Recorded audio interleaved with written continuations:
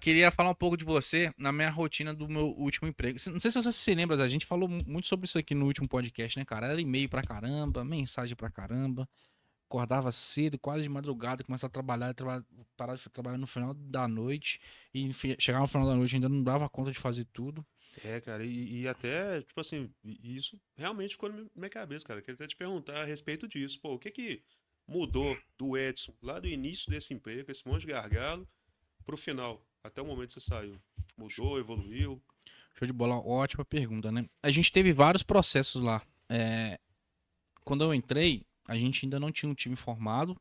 Então a gente tinha a minha entrada e uma promessa, né, que esse time seria formado com mais duas, três pessoas lá no próximo mês. E por N fatores lá, processo, enfim, a empresa grande sabe como é que é, isso não acabou não acontecendo. Então eu fiquei lá responsável por quase 50% das lojas, mais de 1.500 lojas a nível Brasil, vários estados. E a gente teve que abrir mão de algumas coisas, abrir mão de qualidade, abrir mão de acompanhamento, abrir mão de algumas coisas para poder dar conta ali da rotina, né? E cara, a estrutura ela só foi realmente ficar pronta, desenhada na metade de dezembro do ano passado. Então, sei lá, dia 10, dia 12 de dezembro. Então foram 5 meses aí, 6 meses, pouco mais que isso, bem conturbados, assim, muito na pegada, na rotina, tentando estruturar algo e não dava certo, indo para outro caminho, meio que uma loucura, tanto de gestão de processo quanto também de gestão de pessoas. Eram mais de quase 20 pessoas debaixo da minha estrutura, não tinha como dar atenção para todo mundo na volumetria que tudo ali ia acontecer, né? Então, a partir que a estrutura ficou pronta, dia 10 de dezembro, e eu saí agora em fevereiro, né? Então fiquei um pouco mais de 30 dias ali apenas com a estrutura desenhada do jeito que a gente tinha planejado inicialmente. Cara, a gente colocou muita coisa em ordem. Então, por exemplo, quando eu saí de lá, a nossa área, a área onde eu fiquei responsável, né? Nós entregamos todos os indicadores: NPS, backlog, financeiro, todos os indicadores que a área se propunha, a gente entregou ela de forma estruturada. Não era um voo de galinha. Então a gente entregou e a gente estipulou um formato para que aquela entrega continuasse acontecendo, tá? Então não foi um voo de galinha, foi algo que a gente estruturou bem e foi em 30 dias, num formato ideal. Se a gente tivesse iniciado com o formato já desenhado, talvez as nossas entregas teriam sido até anteriormente alcançadas e teria sido até melhor, né? Como ficou pouco tempo. Mas enfim, entregamos os resultados. E isso que o cara do Uber trouxe pra gente, ele se contradiz não, ele se complementa muito nessa rotina que eu acabei de falar aqui. Por quê? Eu colocava muita força em itens necessários, mas que não traziam resultado. Nesses primeiros meses que eu fiquei olhando tudo, né? Então, respondendo e-mail, mandando mensagem, ligando para o fornecedor, fazendo isso, fazendo aquilo. Então, isso é preciso ser feito. A gente precisa responder os e-mails, precisa responder as mensagens, precisa ligar para os fornecedores. Mas isso não dava resultado lá na ponta, porque o volumetria era muito grande e a estrutura nossa era bem enxuta, né? A estrutura ainda não estava pronta.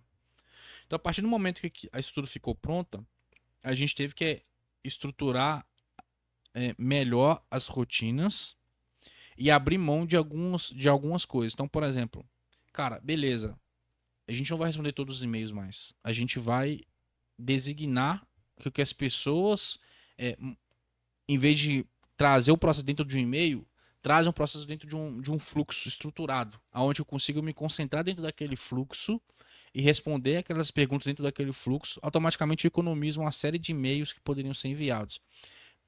Por exemplo, notificações. Cara, a empresa espalhada no país inteiro. Tinha notificação duas, três, quatro, todos os dias. Ah, tem que reformar tal coisa, pintar tal coisa, criar tal sistema. Tudo isso por e-mail. Então, uma notificação e-mail. Recebemos 3, 4, 5 por dia no país inteiro. A gente está falando aí de quase 150 e-mails no mês só de notificação. E não é e-mail que você pega e responde. É e-mail que você pega, você tem que fazer contratação de fornecedor, tem que buscar projeto. É um e-mail, cara, demorado para poder dar finalidade nele. Então, isso ia se acumulando. Então, a gente estruturou uma reunião, por exemplo, a cada 15 dias, aonde nessa reunião o pessoal falava as notificações que nós tínhamos recebido, a gente definiu um plano de ação daquilo ali, a gente ia voltar a falar daquilo ali de novo só daqui a 15 dias, entendeu? Até lá, os times debaixo da nossa estrutura ia dando seguimento naquele plano de ação que nós tínhamos desenhado, entendeu? Então a gente conseguiu estruturar muitos e-mails dessa forma. Outros e-mails a gente começou a delegar. Então, cara, e-mail de loja pedindo coisas superficiais. Cara, a gente ia lá, empurrava. Não, cara, deixa o time tomar conta disso aqui. É uma maturidade do time. A gente começou a pôr força e estruturar processos, não mais no operacional. A gente saiu do campo operacional, foi para um campo mais tático e depois um campo mais estratégico. E é assim que a gente saiu de lá. Então a gente conseguiu.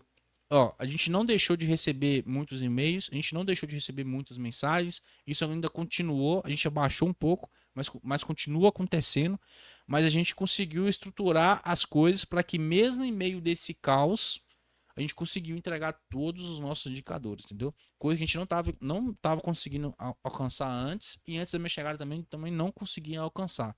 Então, é um histórico da área que a gente conseguiu colocar a bola no chão nesses últimos 30 dias com a estrutura completa.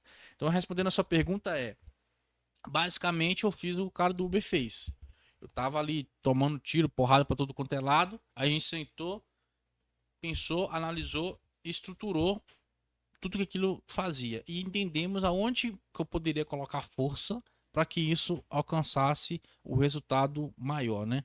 E a gente fez isso nos últimos 30 dias, diferentemente do que a gente vinha fazendo nos últimos 3, 4 meses aí. Então, o processo é um pouco disso. Foi bem legal, um processo de amadurecimento gigantesco.